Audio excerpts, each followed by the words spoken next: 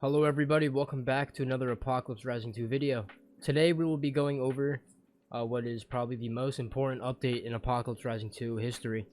Not because of what content was added with this update, but the fact that the game is finally free to play. So whether this is your first time finding out about the game or you've been waiting for the game to go free for a very long time, the game is now accessible to all players. And I recommend you go check it out and see if you like the game or not. And I'm very excited to see where the game goes now that it's free. And all the possibilities and growth that the community is going to have. So besides that, I hope you guys enjoyed the video and you enjoyed the update and the game. So let's get into it. So the first thing we're going to go over for the new update is the new additions to the map. And starting off here, we have one of the new locations on the map, the junkyard point of interest. So not only is there a literal junkyard here, there is also a storage area as well as a kind of mechanic or front office building for the junkyard. Walking around these storage units, you could literally see that there's literally anything inside of them. They're pretty random and goofy. For example, in here, this is a decent loot area for the storage units. You have a gun spawn here. A Soviet crate here, a couple ammo spawns. You even have some vehicle repair kit spawns in here.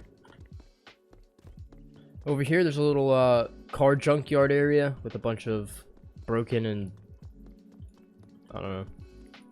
Yeah, broken cars. And if you come up here, there's the main incinerator building. And inside is just literal garbage everywhere.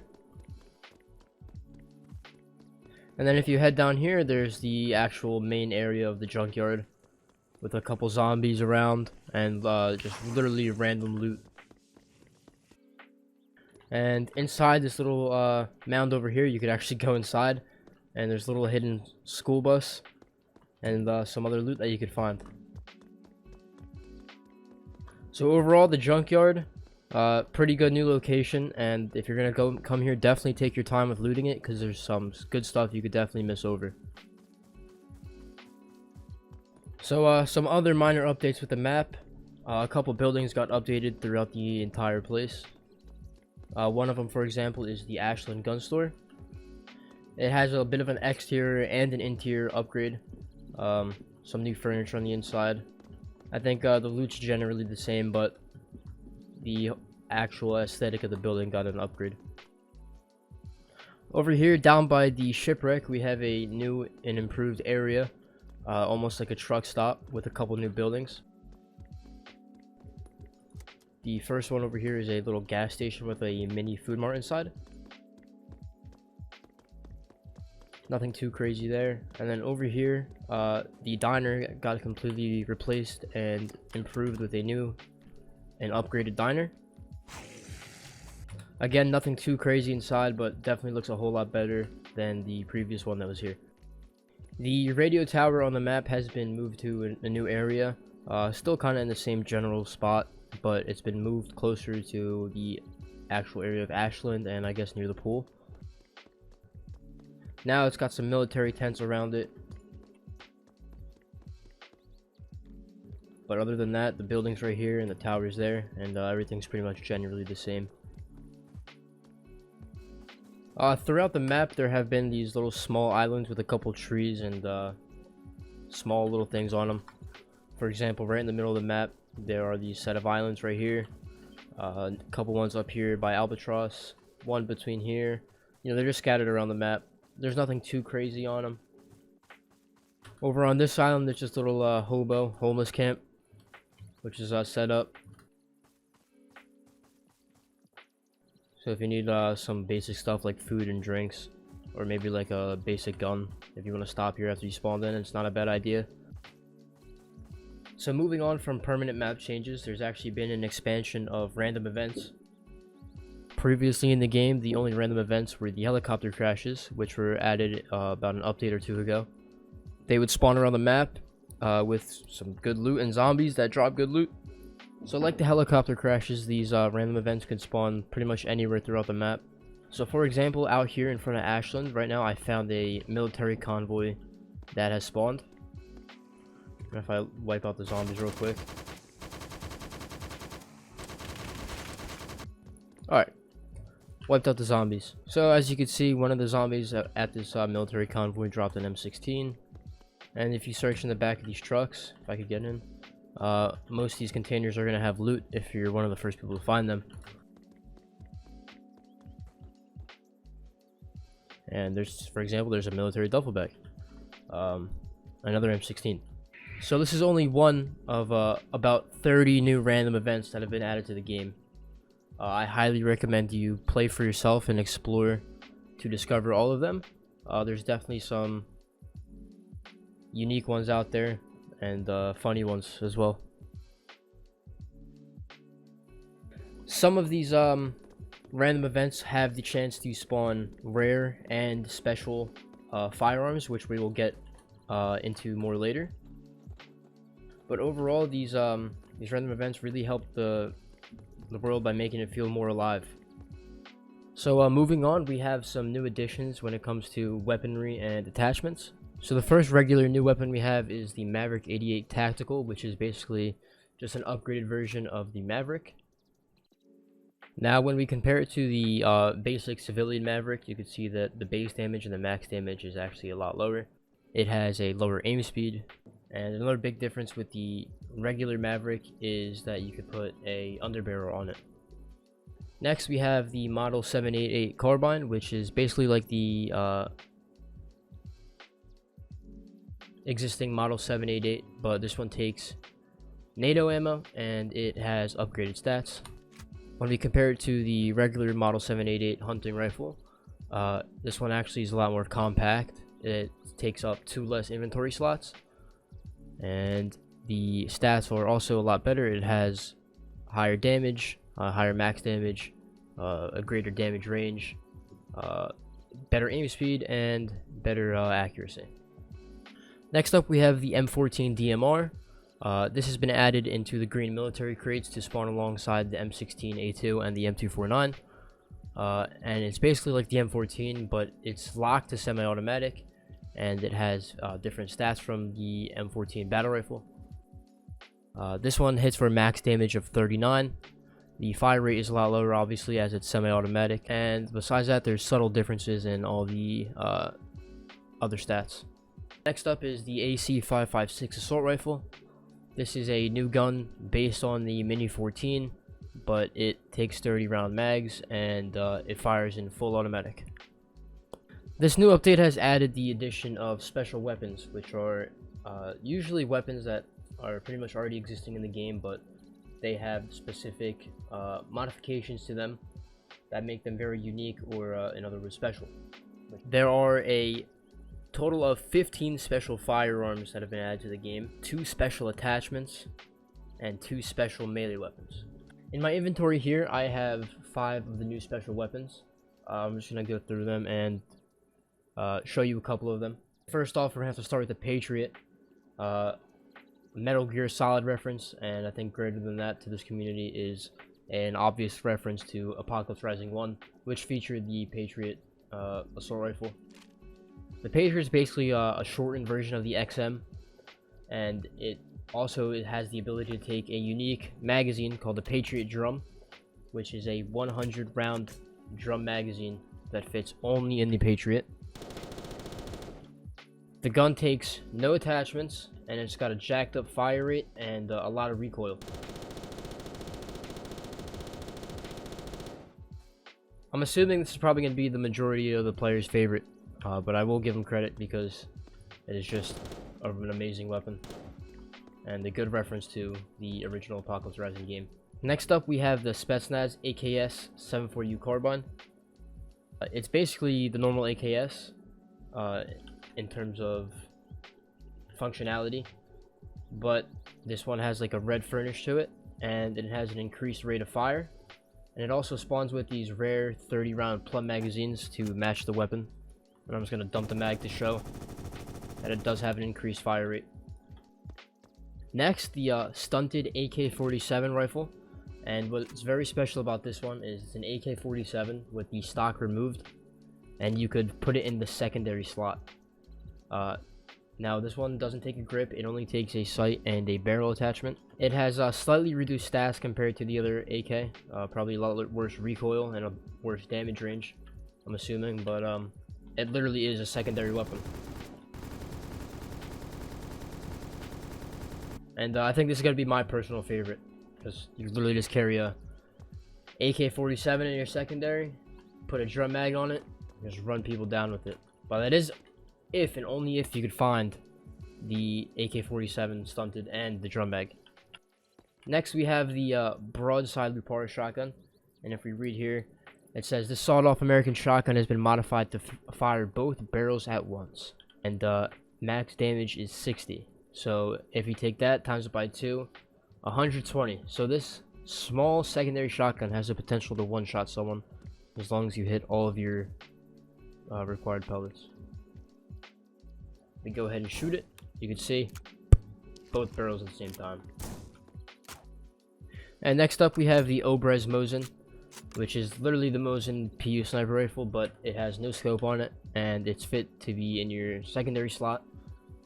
Obviously at the cost of reduced stats, and yeah.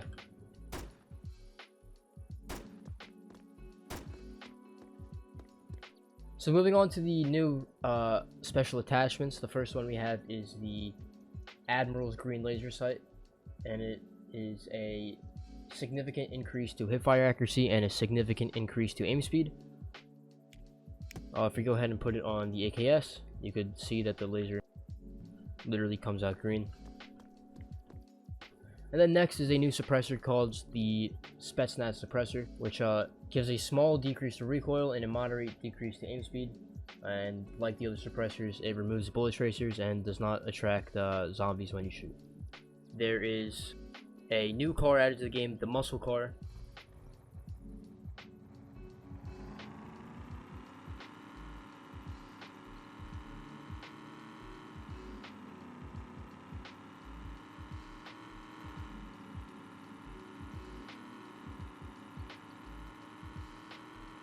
So some other small changes that have also been added to the game. Most of the zombies in the game are now slower than players' sprint speed, so that means you can run away from zombies. And there's also 20 new bosses and mini boss zombies added, which can drop rare cosmetics, rare weapons, or even special weapons. There's also been a couple new consumables added to the game, for example the milk gallon and the chocolate milk gallon. A couple of the existing consumables got their looks updated, so the sodas and, for example, the canned soup all have updated looks, and even new canned food like canned salmon, which you could find throughout the map. So a lot of the new content that has been added with the game falls in the cosmetic category as well as the character creator. So the character creator now offers the option to wear a hat with the hair. If we go ahead and select the hair option, I'll put it on real quick, and we check this little box here that says hair visible. Obviously it's not the best on some of the hats, but your hat will now no longer get rid of your hair when it's on. I know this was a feature that a lot of people were asking for in the community, and it is now finally in the game. So another new feature of the character creator are cosmetic variant selection. So when you have a cosmetic that has a variant, whether it's a hat or a piece of clothing or an accessory, if you click on it in the character creator, on the bottom what's going to come up is a little screen that says color variants, and here you could easily select the difference between a black or a red one for the durag specifically here, and it applies to, like I said, all of the other cosmetics. So that makes it really easy to select which variant of a cosmetic that you want. When it comes to new cosmetics though, there's a new paid SWAT outfit bundle, which includes actually 3 entire SWAT outfits. First we have the black SWAT outfit, which comes with a hat, accessory, shirt, pants, and a vest. There's the green one, which comes with the same stuff, and as well as a blue one, which comes with the same stuff, and they're all part of the same bundle for 1,000 Robux. Other than that, there's been a lot of new variants added for existing cosmetics, as well as brand new cosmetics for pretty much every category in the game. Just scrolling through here, you can see that there's new beanies, new artist berets, new bucket hats, new cowboy hats, new regular hats, new do-rags. Literally so many new options, and there's a lot more to unlock. Even if you have previously unlocked a lot of cosmetics, there's probably at least 30 new cosmetics you're gonna have to unlock, and that's probably a lot more than that. I'm just taking a guess here. So next up, now that the game is finally free, it has launched with private servers, and currently private servers are an expanded version of the tournament hub, which was available for a little bit during the alpha. Basically, it supports up to 5v5 PvP action on basically curated maps. Once you set up a VIP server, which is free by the way, you could go into the lobby, head into settings. You could change the length of the rounds, the number of rounds, and best of or first to the rounds. And there's also a handful of maps based on locations in the game, or they're basically specifically designed for the private servers, like Undertaker's Forest here. Shout out to Silent Joe 2 for helping me with this video. I have it set up on a 1-to-1 duel on the dueling oil rig map, so I'm gonna go ahead and join the second team and start the game. After a while, it teleports you to a new server. Usually at this screen, it gives you the option to customize your character based on the cosmetics that you unlock from the main game. But right now, it's disabled to a bug, so we're going to ignore that. It's going to take you to this screen where you could then select any loadout that you would want based on all of the items in the game. So we're going to go ahead and select, we're going to do the Sweeper Desert Eagle. It automatically gives you some ammo for it. And then I'm going to do a military health booster and a medkit. Go ahead and spawn in by holding the confirm loadout button. And at this point, it's going to wait for all players to load in before the match starts. So once all players spawned in, the match starts. Right now it's just a 1v1. And I'm going to rush the other team. As I almost died of fall damage because I thought you could walk through that. I'm coming after you.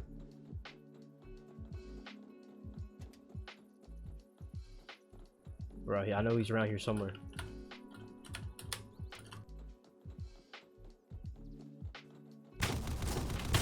Oh my god.